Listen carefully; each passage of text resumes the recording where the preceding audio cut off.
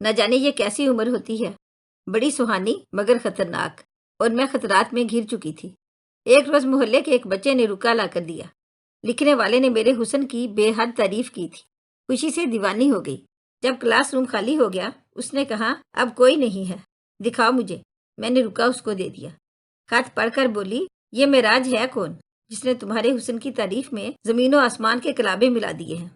یہ وہی ہے جس کے بارے میں تم کہتی ہو کہ اسکول جاتے ہوئے یہ ہم کو بہت گھورتا ہے۔ میں 16 سال کی تھی اور 8ویں میں پڑھتی تھی۔ ان دنوں چاہے جانے کی خواہش بہت تھی۔ نہ جانے یہ کیسی عمر ہوتی ہے، بڑی سہانی مگر خطرناک، اور میں خطرات میں گھر چکی تھی۔ ایک روز محلے کے ایک بچے نے رکا لا کر دیا۔ لکھنے والے نے میرے حسن کی بے حد تعریف کی تھی، خوشی سے دیوانی ہو گئی۔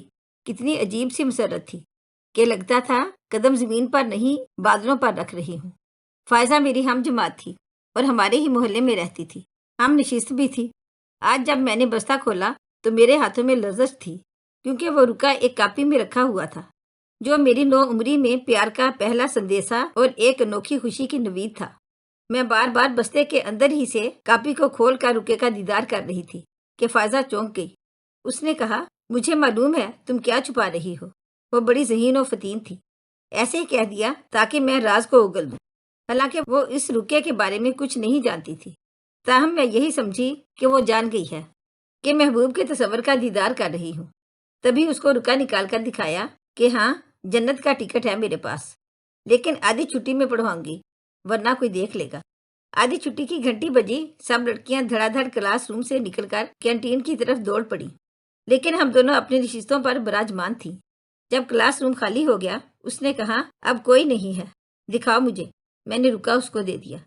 خط پڑھ کر بولی، یہ معراج ہے کون جس نے تمہارے حسن کی تعریف میں زمین و آسمان کے کلابے ملا دیے ہیں؟ یہ وہی ہے جس کے بارے میں تم کہتی ہو کہ اسکول جاتے ہوئے یہ ہم کو بہت گھورتا ہے، خیال رکھنا یہ ہمارے لیے ایک بہت بڑا خطرہ ہے۔ تو گویا خطرے کی گھنٹی بج گئی ہے۔ اس نے تبصرہ کیا، اچھا تو یہ وہی لڑکے ہیں جنہوں نے پڑھائی کے لیے ہمارے گھر کے برابر مکان کرائے پر لیا ہے؟ وہی لڑکے نہیں، ان میں سے ایک ہے۔ میں نے ایک پر زور دے کر کہا، جبکہ لڑکے تو 2 ہیں۔ اس کا مطلب یہ ہے کہ اب تم بھی خطرات میں گھر چکی ہو۔ میں نے اپنی دانست میں فائزہ پر طنز کیا تو وہ ہنس پڑی، کہنے لگی، ہاں یار، یہ بلائیں نہ جانے کہاں سے ہمارے محلے میں آ گئی ہیں۔ ڈر لگتا ہے کہیں یہ ہماری تباہی کا باعث ہی نہ بن جائیں۔ اب ہم کو چاہیے کہ برقع اوڑھ کر نکلیں، اور یہ جو تم روز گوری ہونے کی کریمیں لگا کر نکلتی ہو، برائے مہربانی خود پر رحم کرو۔ برقع نہ صحیح، کس کر چوٹی باندھ کر دوپٹہ سر پر لے لیا کرو۔ کوئی ضرورت نہیں ہے سٹائل مارنے کی۔ ہم اسکول میں پڑھنے جاتے ہیں، کسی فیشن پریڈ میں شامل ہونے نہیں۔ ہم روز اکٹھے اسکول آتی جاتی تھی اور راستے بھر وہ اسی قسم کی باتیں کرتی تھی۔ ایک دن کہنے لگی، وہ تمہارے معراج صاحب کا کیا حال ہے؟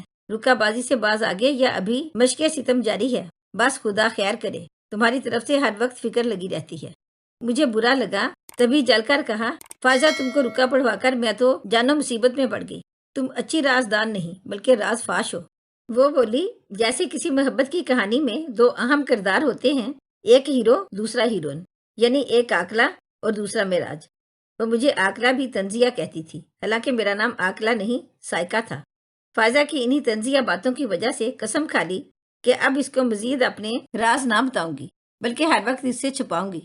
میں نے فائزہ کو باور کرا دیا کہ معراج نے ایک رکا ہی بھیجا تھا، مگر میں نے اس کو ڈانٹ دیا۔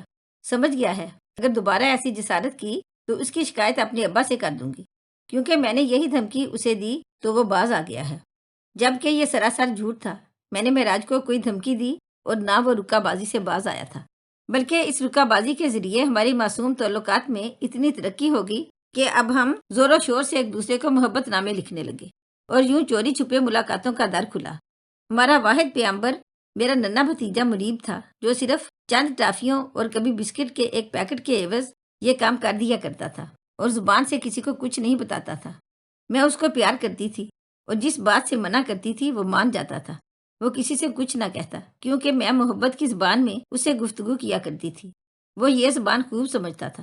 ان دنوں میں بہت خوبصورت ہو گئی تھی۔ گورا رنگ اور لمبے کالے بال تھے۔ حسن کی کون سی ادا تھی جو خدا نے مجھے نہیں دی تھی؟ جب بالی عمریاں ہو، عقل کم اور نخرہ زیادہ ہو، اور کوئی حسن کی تعریف کرنے والا بھی ہو، تو اپنے سوا باقی ساری دنیا بے معنی نظر آنے لگتی ہے۔ اب ہم اتنے قریب آ چکے تھے کہ دوری کا تصور نہ کر سکتے تھے۔ یہ بات ہم نے بہت چھپائی، مگر جس بات کو ہم چھپی ہوئی بات سمجھتے ہیں وہ در حقیقت بہت پہلے ساری دنیا پر عیاں ہو چکی ہوتی ہے۔ ہماری محبت کے چرچے بھی جب محلے بھر میں پھیلے تو میرے باپ کے کانوں تک بھی پہنچے۔ تب انہوں نے گھر آ کر آسمان کو سر پر اٹھا لیا اور اماں کو دوش دیا۔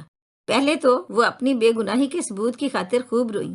ابا نے تب بھی انہی کو قصوروار ٹھہرایا تو انہوں نے شوہر کا غصہ مجھ پر نکالا اور جوتا اٹھا کر میری کمر کو تختہ مشق بنا دیا۔ رو رو کر میرا برا حال تھا۔ ماں کی مار سے نہیں، رونا تو اس بات پر آ رہا تھا کہ انہوں نے میرا اسکول جانا بند کرا دیا تھا اور والد نے دہلیز سے باہر قدم رکھنے پر پابندی عائد کر دی تھی، گویا کہ اب میں چوری چھپے بھی معراج سے نہیں مل سکتی تھی۔ اب اماں تو میرے لیے جلد از جلد موزوں رشتہ ڈھونڈنے میں جٹی تھیں اور میں دن رات اس سوچ میں غرق تھی کہ کیسے اور کس طرح معراج کے پاس پہنچ کر اس کو حالات حاضرہ سے باخبر کروں کہ کیوں اسکول نہیں جا رہی اور مجھ پر کیا فرد جرم عائد ہو گئی کہ گھر سے بھی نکلنے پر پابندی لگ گئی ہے۔ چاہتی تھی کہ کم از کم اتنا تو اس کو معلوم ہو جائے کہ اس کی خاطر مجھ پر کیا گزری ہے۔ اب معصوم بھتیجے کا سہارا لینا بھی بیکار تھا کیونکہ وہ بیچارہ مشکوک ٹھہرا تھا۔ امی بار بار اسے عجیب و غریب سوالات میرے اور معراج کے بارے میں کرتی تھی۔ وہ معصوم ضرور تھا لیکن اتنا بھی نہیں تھا۔ تبھی دادی کے ہر سوال کے جواب میں نفی میں ساری ہلا دیتا اور زبان سے ایک لفظ نہ کہتا۔ اماں اس ذریعہ خبر سے بھی مایوس ہو گئی۔ اماں ابا اگر مجھ پر اسکول کے در بند نہ کرتے تو شاید میں اتنی شدید مایوس نہ ہوتی اور اس قدر شدت سے باغی بھی نہ ہوتی۔ وہ مجھے کوئی دوسری سزا دے لیتے، لیکن گھبراہٹ میں ان سے بھی عجلت میں غلط فیصلہ ہو گیا۔ پھپھو کے ناخلف بیٹے راہیل سے میرا رشتہ طے کر دیا، جس نے 8ویں سے تعلیم کو خیر بات کہہ دیا تھا اور باپ کے مارے باندھے سے اب چوڑیوں کی دکان کرتا تھا۔ آئے دن اس کے بارے شکایات ملتی کہ لڑکیوں کو چوڑیاں پہناتے، کبھی ان کے ہاتھ اور کبھی دل زخمی کر بیٹھتا ہے۔ سچ تو یہ ہے کہ میری عمر 16 برس تھی۔ اس عمر میں اچھے برے کی تمیز ہوتی بھی نہیں۔ بس لڑکیاں زندگی کو اپنے کسی خواب کی مانند خوبصورت سمجھتی ہیں، تب اچھا برا اور برا اچھا لگنے لگتا ہے۔ عقل ہر بات کو ماننے سے انکاری ہوتی ہے، تب عقل ہوتی جو نہیں ہے۔ راہیل کو ناپسند کرنے کی میرے پاس کوئی وجہ، کوئی تعویل نہ تھی۔ مجھے معلوم ہی نہ تھا کہ وہ کیسا ہے، مگر مجھے اچھا نہ لگتا تو میں نے اس کو ناپسند کرنا شروع کر دیا۔ ہر چمکتی شے سونا نہیں ہوتی۔ اس مقولے کو لے کر معراج کی گرویدہ ہو گئی تھی۔ اس سے ملنا محال تھا، سو وہ اور زیادہ میرے لیے قیمتی ہو گیا۔ شجرے ممنوع کے اشتیاق میں بابا آدم اور اماں ہوا کو جنت سے نکلنا پڑا تھا۔ میں نے بھی شوق صحرا نوردی میں مہنگا سودا کر لیا اور گھر جیسی جنت سے نکل پڑی دکھے صحراؤں کی خاک پھانکنے کو۔ جب رحیل سے منگنی کی آفت مجھ پر ٹوٹی تو میں اس قیامت کے لیے قطعی تیار نہ تھی۔ بس بوکھلاہٹ میں رات کو اپنی چھت سے برابر والی چھت پر کود گئی اور وہاں سے معراج کے گھر کی چھت پر چلی گئی۔ بیچ والا گھر تو فائزہ کا تھا، اس لیے خوف محسوس نہ ہوا۔ زینہ سے اتری تو قسمت نے یاوری کی۔ زینے کے قریب ہی معراج چارپائی ڈالے سو رہا تھا۔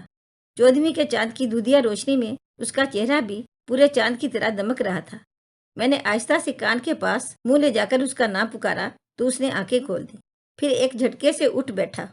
مجھے سامنے دیکھ کر اس کو یقین نہ آیا، جیسے خواب دیکھ رہا ہو۔ میں نے زینے کی جانب اشارہ کیا۔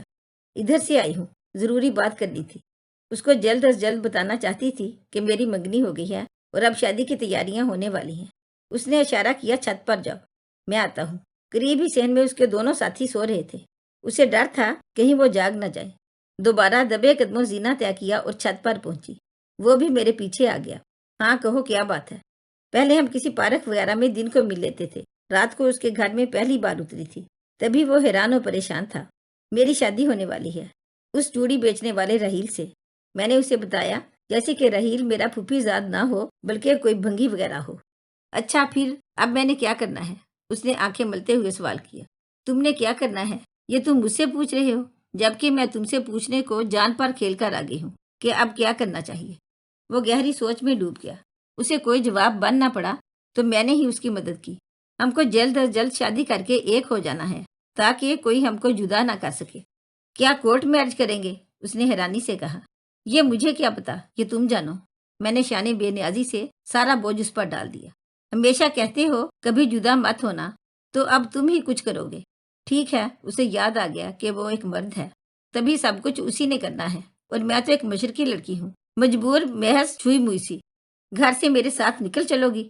اب میں سوچ میں پڑ گئی۔ فوراً ہاں کہنے کی ہمت نہ تھی۔ اب سوچتی کیا ہو؟ معراج نے مضبوط مردانہ لہجے میں کہا۔ ہمت کرو پھر، ایسے تو تمہارے والدین تمہارا ہاتھ میرے ہاتھ میں دینے سے رہے، اور تمہارے والدین کیا وہ مجھے قبول کر لیں گے؟ ان کو منانا میرا کام ہے، یہ مجھ پر چھوڑ دو۔ بس تم کل پرسوں تک نکل چلو، بیگ میں 2 جوڑے ڈالو اور ایسے ہی آ جانا جیسے یہاں آ جائی ہو۔ اور میرے ماں باپ کا کیا ہوگا؟ اب مجھے سب سے اہم بات یاد آ گئی۔ رو دھو کر چپ ہو جائیں گے یار، بعد میں ان کو بھی منا لیں گے۔ اب اگر تم اس بار بھی راضی نہیں ہو تو مجھے آئندہ ایسے چوروں کی طرح زینے سے اتر کر اور چھتیں پھلانگ کر جگانے مت آنا پلیز۔ بس چپ چاپ اپنے اس چوڑیاں بیچنے والے منگیتر کی لائی ہوئی ڈولی یا پھولوں سے سجی ہوئی کار یا جو بھی وہ لائے، اس میں بیٹھ کر چلی جانا۔